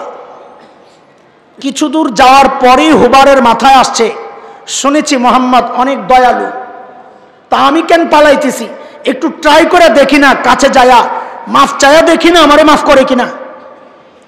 নিজের পরিচয় গোপন কইরা কাপড় টাপড় দিয়া পেঁচায়া আল্লাহর হাবিবের কাছে আসছে। আইসাই মুখ খুইলা বলছে, আমি হুবার ইবনুল আসওয়াদ, আমি যা করেছি, আমি অপরাধ করেছি, আমি বুঝতে পারছি, আমাকে আপনি মাফ করে দেন। আল্লাহর হাবিব সাথে সাথে বললেন, যা, তোকেও মাফ করে দিলাম। কাউকে মাফ করলেন, কাউকে করলেন না। পার্থক্যটা কোথায়? পার্থক্য হচ্ছে যারা ক্ষমা চেয়েছে, নবী কাউকে আঘাত করেন নাই, তাদেরকে মাফ করে দিয়েছেন। কিন্তু যারা ক্ষমা চায় না, আব্দুল্লাহ ইবনে খাতালের মতো, তাদেরকে ছাড়েন নাই। আমাদের ভূমিকাও তাই হবে। এই বর্তমান সময়ে আমাদের ভূমিকাও তাই হবে। কে কোন দল করছে জানি না, জানার দরকার নাই। রাষ্ট্রীয় কোনো সম্পদ নষ্ট করলে, কাউকে খুন করলে আমি মাফ করার অধিকার রাখি না, এটা আইন আদালত যা করার করবে। কিন্তু আমার সাথে ব্যক্তিগত আচরণ কেউ খারাপ করলে যদি আমাকে সরি বলে দেয়, আমরা মাফ করে দিব, কোনো সমস্যা নাই। কিন্তু যদি কেউ কখনো কখনো অটো রিক্সার ওই রিক্সাওয়ালাদের কান্দে চইরা বিশৃঙ্খলা সৃষ্টি করতে চায়, তাকে কিন্তু আমরা ছাড়বো না। কেউ যদি আনসারদের কান্দে চইরা বাংলাদেশে বিশৃঙ্খলা সৃষ্টি করতে চায়, তাকে কিন্তু আমরা ছাড়বো না।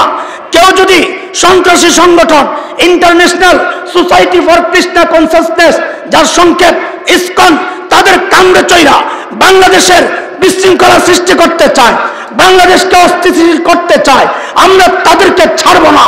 আমাদের স্পষ্ট পয়গাম, জনাব ডক্টর ইউনূস তিনি বলেছেন গতকাল, আগে বলেছে পুলিশ একটা বললে 4টা দাঁড়ায়, তিনি বলেছেন এখন 40টা দাঁড়াবে।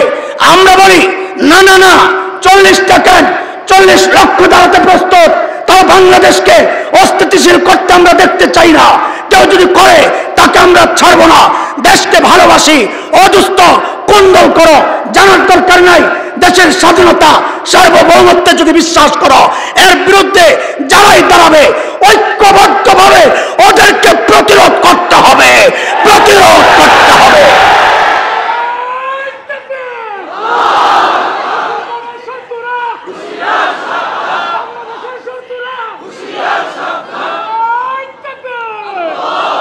ওদেরকে আমরা স্পষ্ট জানিয়ে দিতে চাই, মুসলমান অস্ত্রের শক্তিতে বলীয়ান হয়ে যুদ্ধ করে না।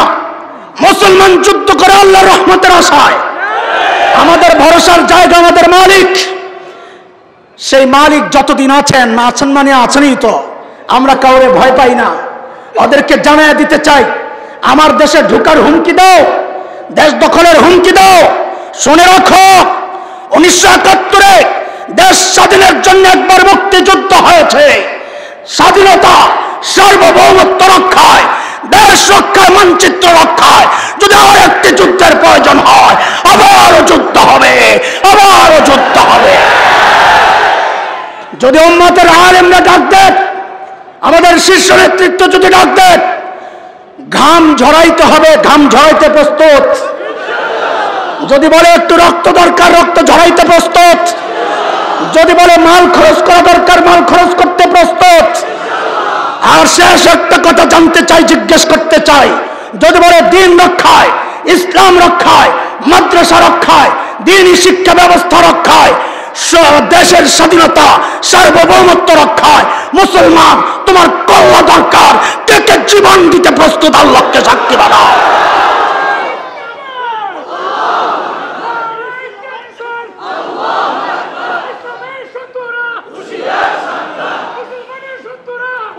মুহতারাম হাজরিন, আমি শেষ করছি আমার শেষ কথা, ফাইনাল কথা। নববী আদর্শে আমরা দীক্ষিত হতে চাই ইনশাআল্লাহ। আমাদের আদর্শ কার আদর্শ? বলেন কার আদর্শ? আমার নবী ক্ষমাও করেছেন, প্রয়োজনে ধরেছেন। বলেন আমার নবী ক্ষমাও করেছেন, প্রয়োজনে প্রয়োজনে আমরা ক্ষমাও করতে জানি, ধরতেও জানি। আমাদেরকে শুধু ক্ষমার ওয়াজ করে ঘুম পাড়ায় রাখলে হবে না, আবার অযথা কাউকে আমরা ডিস্টার্বও করতে রাজি না। বাংলাদেশের সকল হিন্দু ভাইদের কাছে আমাদের নিবেদন আবেদন, সন্ত্রাসীদের সাথে সঙ্গ দিয়েন না। আপনারা আমাদের ভাই, আপনাদের সাথে আমরা শান্তিপূর্ণ সহাবস্থান চাই। আমরা মুসলমান, আমাদের ঐতিহ্য আছে, পাশাপাশি আমরা শত শত বছর আছি এবং থাকতে চাই। আপনারা যদি মনে করেন আপনাদের দেহটা এখানে, অন্তর পরে থাকবে দিল্লি, আমি বলবো দয়া করে দেহটাকেও দিল্লিতে নিয়ে যান। দুই জায়গায় দুইটা রাখার দরকার নাই। আপনি শান্তিতে স্বস্তিতে ওখানে যাওয়া থাকেন। আর যদি মনে করেন আমার দেহ বাংলাদেশ, আমার অন্তর বাংলাদেশ, তাহলে এই সন্ত্রাসী হিন্দুদের বিরুদ্ধে আমাদের সাথে প্রতিরোধের সহযোদ্ধা হন। ইনশাআল্লাহ আমরা আছি, আপনারাও থাকুন। ওমা আলাইনা ইল্লাল বালাগ। আসসালামু আলাইকুম ওয়া রাহমাতুল্লাহি ওয়া বারাকাতুহু। আলহামদুলিল্লাহ, আমরা কেউ না উঠি, আমাদের সামনে একটু পরে মঞ্চে চলে এসেছেন আন্তর্জাতিক খ্যাতি সম্পন্ন মুফাসসিরে কোরআন, মুনাজিরে আযম আল্লামা নূর ইসলাম অলিপুর সাহেব দামাত বারাকাতুহু আলিয়া তাশরীফ এনেছেন। তিনি চেয়ারে বসছেন, আপনি কেউ উঠবেন না, আমরা কেউ না উঠি, সবাই বসে যাই ইনশাআল্লাহ।